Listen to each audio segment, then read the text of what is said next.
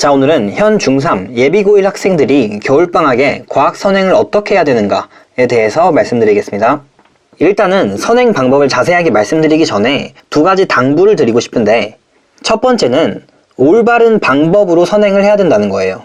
선행학습을 할 때 진도 나가는 것에 초점을 맞추면 안 된다는 거예요.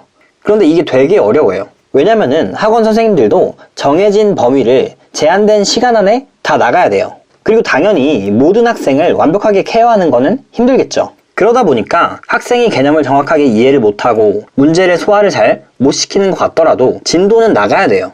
그러다 보면은 머릿속에 남는 게 없어질 수도 있다는 거죠. 그래서 오히려 머릿속에서 더 엉켜버릴 수도 있다는 거예요. 그러니까 의식적으로 개념을 이해를 하고 넘어가야 된다. 그리고 문제도 완벽하게 소화를 하면서 넘어가야 된다 라는 거를 머릿속에 잘 생각을 하고 있어야 된다는 거죠. 그리고 두 번째로, 이과 쪽 진로를 희망한다면은 더 이상 주요 과목은 국영수가 아니라 국영수과이다.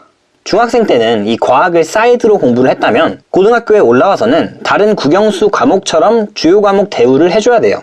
일반적인 학교들의 경우 과학의 단위수가 4단위수로 다른 과목들이랑 차이가 나질 않아요. 그리고 또 대학교 들어갈 때 실질 반영 비율을 생각해 본다면 국어 영어보다 더 중요할 수도 있는 거예요. 그래서 당장 과학 공부 시간을 엄청나게 늘려야 된다 이런 말은 아니지만, 시험 기간만 공부해가지고 좋은 성적을 받기에는 조금 어려워졌다. 통합과학은 좀 쉽지 않나, 조금만 공부해도 성적이 잘 나오는 과목이 아닌가 라고 생각하실 수도 있지만, 결국에 1등급은 4%죠. 그리고 2등급은 11%까지예요. 그러면은 다른 학생들이랑 경쟁을 해서 이 4% 안에 11% 안에 들어와야 되는 거니까 당연히 쉽지는 않겠죠. 물론 2학년 때 배우는 물화생지에 비해서는 수월할 거예요. 문과 학생들이 같이 껴있으니까. 그래도 쉽지 않다. 조금 더 과학을 진지하게 대해줘야 된다. 다음 페이지로 넘어갈게요. 그래서 이제 선행에 대해서 말씀을 드릴 건데, 첫 번째로 과학 선행을 아예 하지 않은 학생하고, 두 번째로 물리원이랑 화학원 선행을 한 학생으로 나눠놨어요. 일단 이 두 부류의 학생 모두 통합과학 선행을 겨울방학에 하는 게 좋다고 이제 말씀을 드릴 건데, 물리원이랑 화학원 선행을 했었던 학생들은 추가적으로 공부했던 책을 이용해가지고 물리원이랑 화학원 개념 복습을 조금씩 해주고 틀린 문제들을 복습해주는 정도면은 되게 좋을 것 같다 라는 말씀까지 드릴게요. 이게 결국은 복습을 안 해주면은 내용을 점점 까먹을 수밖에 없기 때문에 시간이 좀 있을 때 복습을 해주는 게 확실히 좋을 것이다 라는 거죠.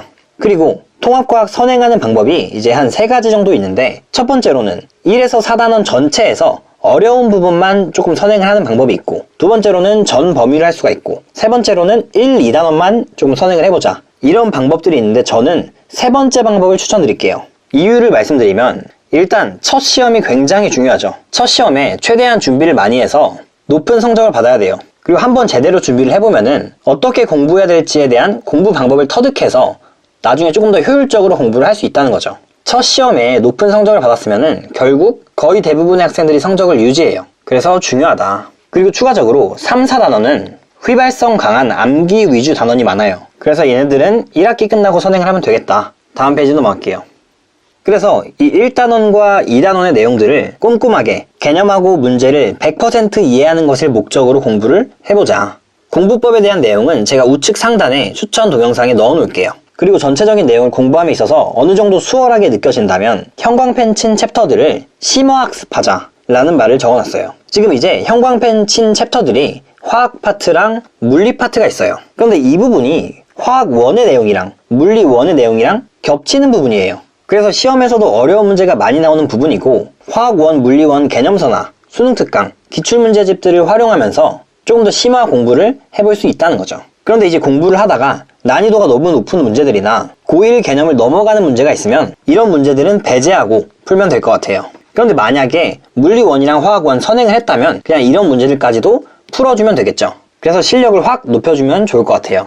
다음 페이지로 넘어갈게요. 이제 내년인 2024년에 제 채널에서 통합과학에 대한 되게 유익한 강의나 실질적으로 되게 유용한 자료들을 많이 만들어서 배포를 할 거예요. 그래서 그 내용들에 대해서 말씀을 드려볼게요. 일단 제 채널에 통합과학이 1단원부터 4단원까지 다 올라가 있는데, 여기에 더불어서 이번 년에 추가적으로 훨씬 더 퀄리티 높은 강의들을 많이 찍어서 올릴 예정이에요. 그리고 2번부터 5번까지의 자료들은 이제 특별한 일이 없으면 무료로 배포할 예정이고요. 모든 개념이 완벽하게 다 정리되어 있는 손필기 노트도 제가 제작 중이고, 서술형 대비문제, 객관식 대비문제, 개념 테스트는 지금도 영상들이 많이 올라가 있는데 퀄리티를 더 높여서 다시 만들어서 배포를 할 예정입니다. 그리고 댓글에 통합과학 질문 답변 오픈 카카오톡방 링크도 남겨드릴 테니까 필요하시면 들어오면 될 것 같아요. 오늘 영상은 여기까지고 영상이 유익하셨다면 구독 눌러주시고 좋아요 눌러주시면 감사하겠습니다.